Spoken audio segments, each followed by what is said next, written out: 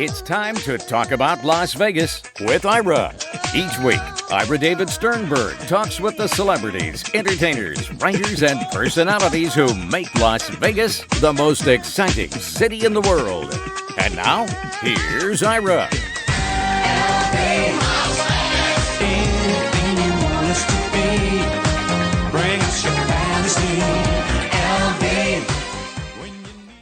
What could be better than speaking, hypnotizing, and performing comedy magic?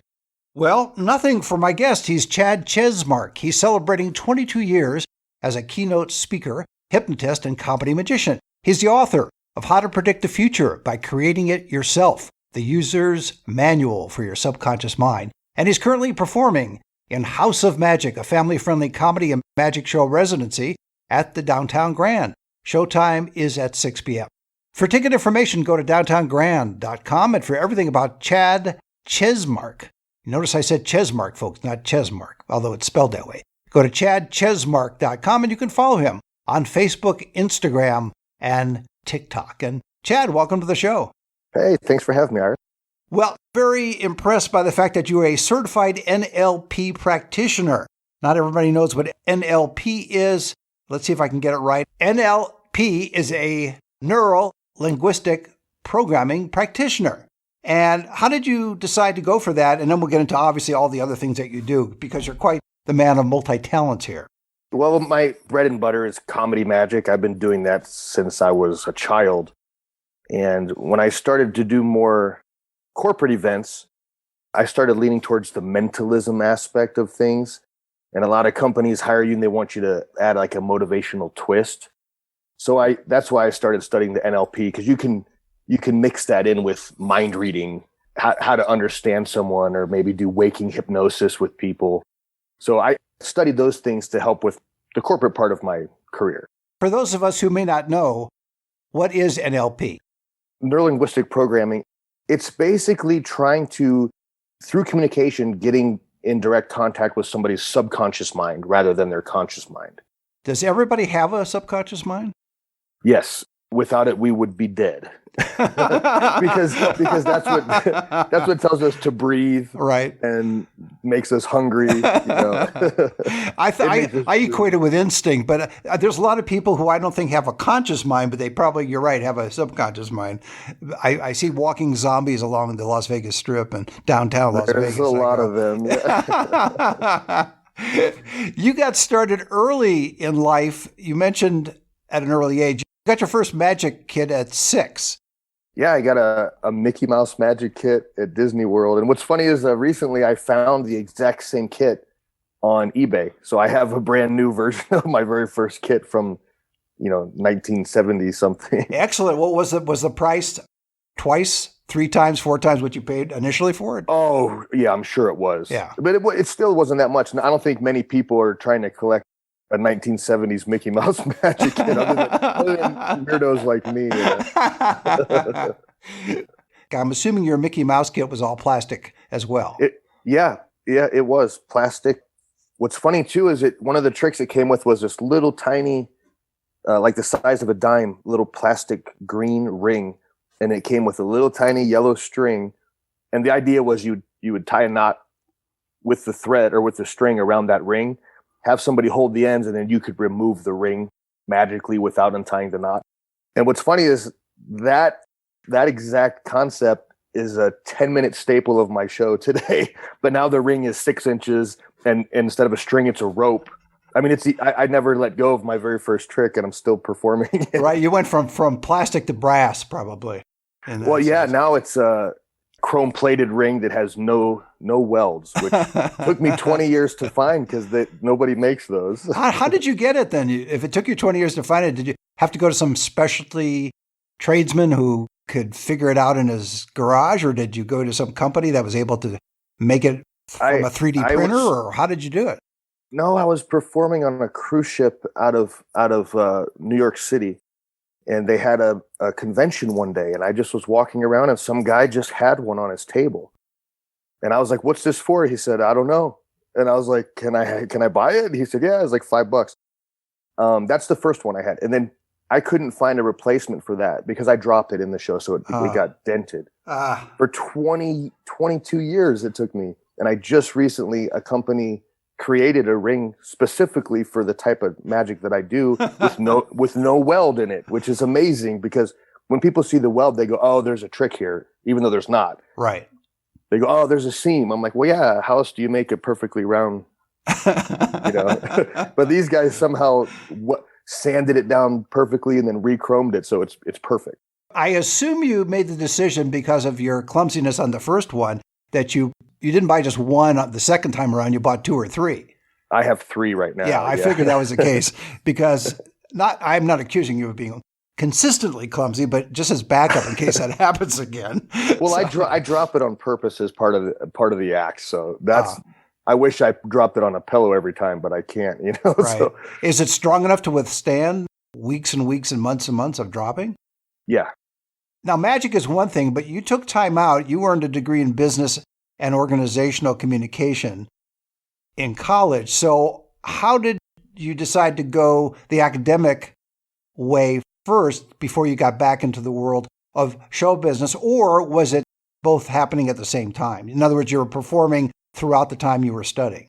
Well, that choice wasn't specifically mine. That was my parents saying, you can do whatever you want. You can go be a magician, do what you want after you go to college. so Wise parents, studied yes. classes that I thought would help me. And I minored in theater, which really helped a lot.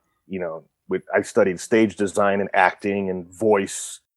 And I was never into that when I was like in high school, but in college it was amazing because it applied directly to what I wanted to do. Right. It gave you additional skills for the magic and for your and for your presentations as well. Yeah. And then the public relations degree helped with when I was starting out writing my own press releases. Right. I could get, newspaper articles that were written about me, wink, wink, by me. But, in a press release, you don't put the author, so nobody knew that I wrote all those. Third person, right. Right. I noticed that you got inspired, or maybe obsessed would be the better term, after reading Think and Grow Rich by Napoleon Hill, which has been around for decades. I don't know when it was written, but it's been around forever. I think it was 1937. Yeah. Pretty sure. Yeah. That's a long time ago. What age were you when you read it, and what did it do for you, both for your life and your career? Well, as soon as I graduated school, I had a, quote, real job, and I was working for Ace Hardware store. Or no, I'm sorry, True Value. Wow, it's so long ago, I can't remember the hardware store. True Value Hardware. And I was every Monday through Friday, I traveled to another state, and I would go to a store, and I was the guy that set up the big displays. So these are the new hammer display. I hated it. It was horrible. And I had already decided, okay, I need to quit this. I need to go full-time with magic. But I wasn't making enough money, just doing magic. At that time, I was doing a couple comedy clubs, birthday parties, company party, anything I could find. But it wasn't enough to cover my salary. So somebody bought Think and Grow Rich for me. Actually, this is crazy. So I'm obsessed with Bruce Lee. I studied martial arts my whole life. And I was reading a Bruce Lee book, just thumbing through it. And then there was a quote by Bruce Lee saying, I owe most of my success to the book Think and Grow Rich by Napoleon Hill. And I was like, oh, that's interesting. And I just took a little note of that and closed it. And then one Christmas, somebody gave me a book by Drew Carey, Dirty Jokes, Beer, and something like that, right? It's like his biography.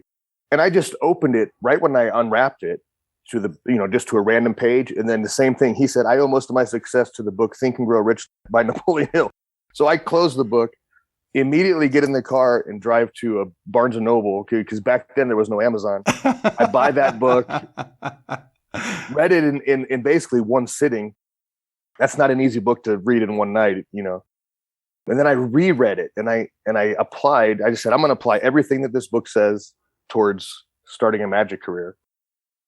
And it worked as if by magic. Like it's a lot of people have heard of, manifesting and that kind of stuff. And I'm as a skeptic. I'm a huge skeptic, by the way. But I was like, oh, you know what? I'm going to try it anyway.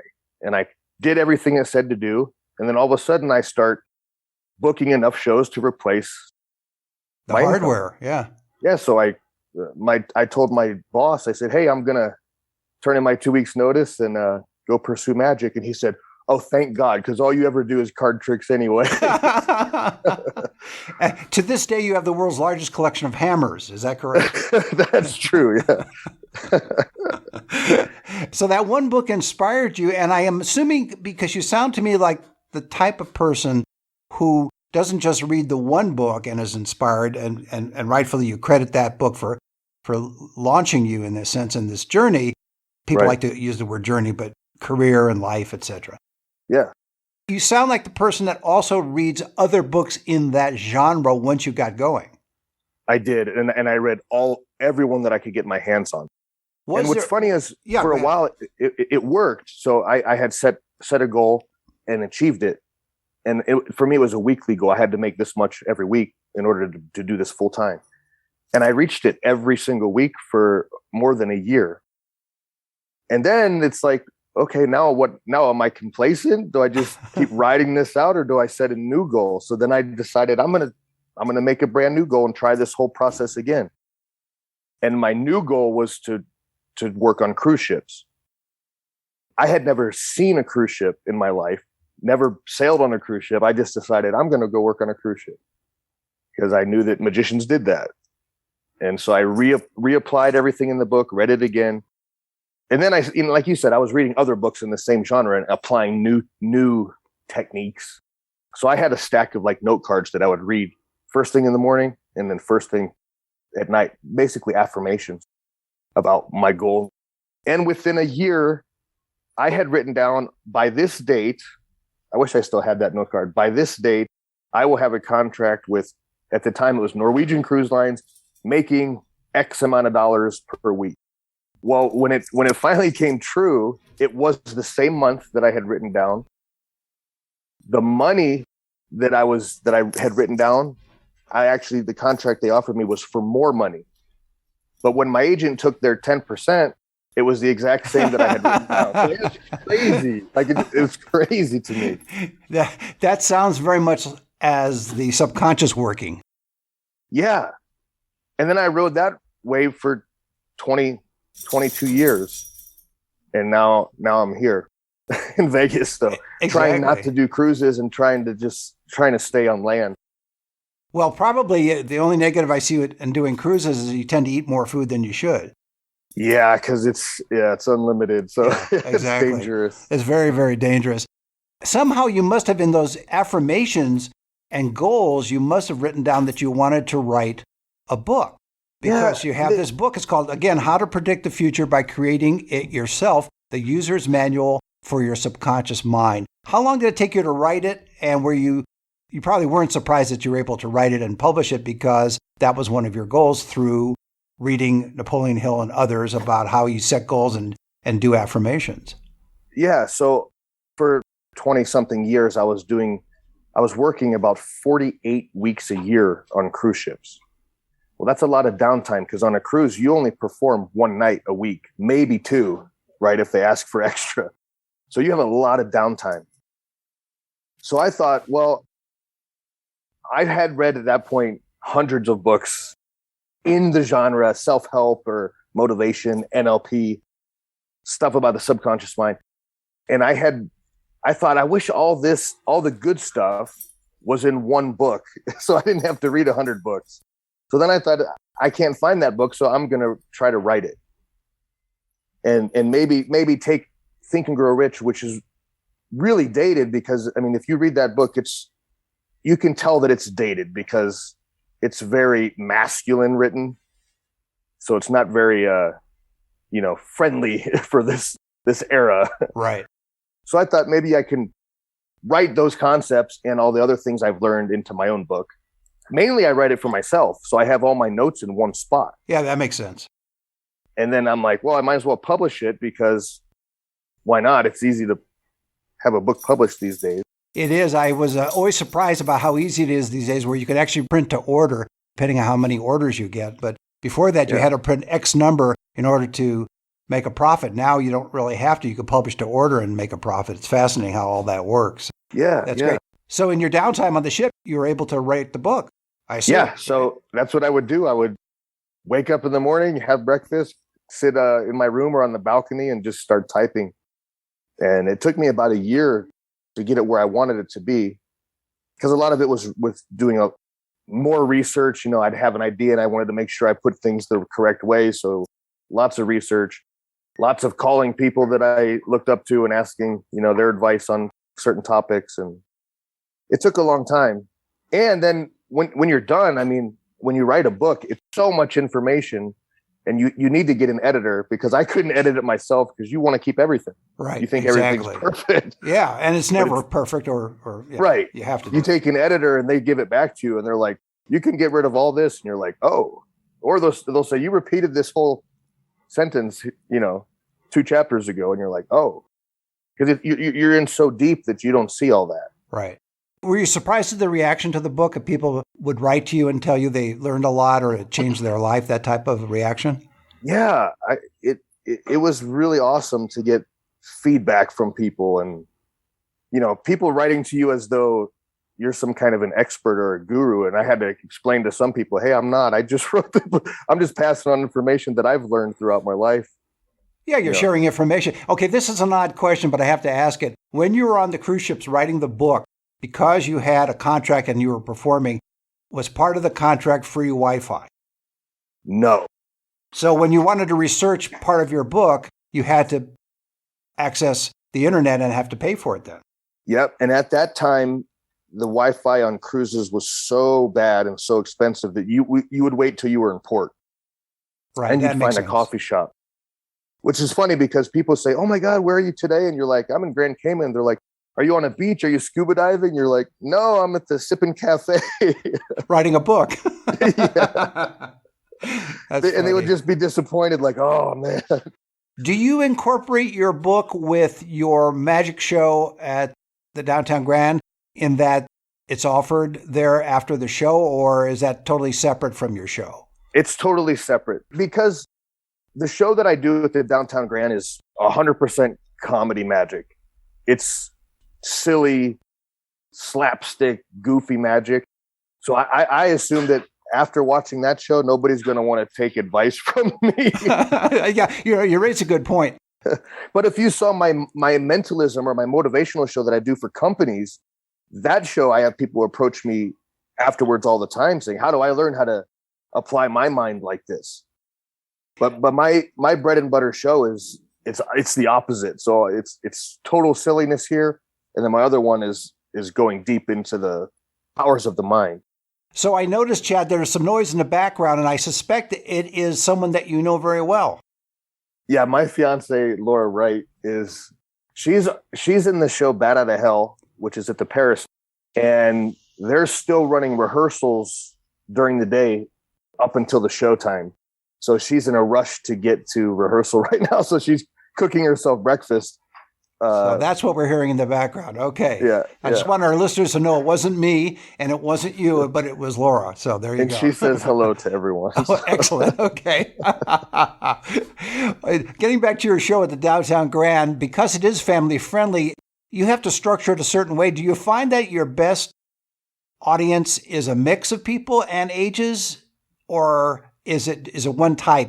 Do you like to have a lot of kids or some kids or a mix of, or mostly adults? How does that work? It depends. Well, so when I do the show at 6:00, but I also stick around for the 8:00 and do a guest spot, which is adult only. So I like both vibes, but when there's a lot of kids, my main show it's the most fun for me when there's kids there, because I mean, I worked for Disney Cruise Lines forever, and I enjoy having the kids heckle me. I mean, it's written into my show. Like, I want them to heckle me. I want them to say, I know how you did that, because I'm hoping they do that. When it's all adults, they just think that I'm crazy.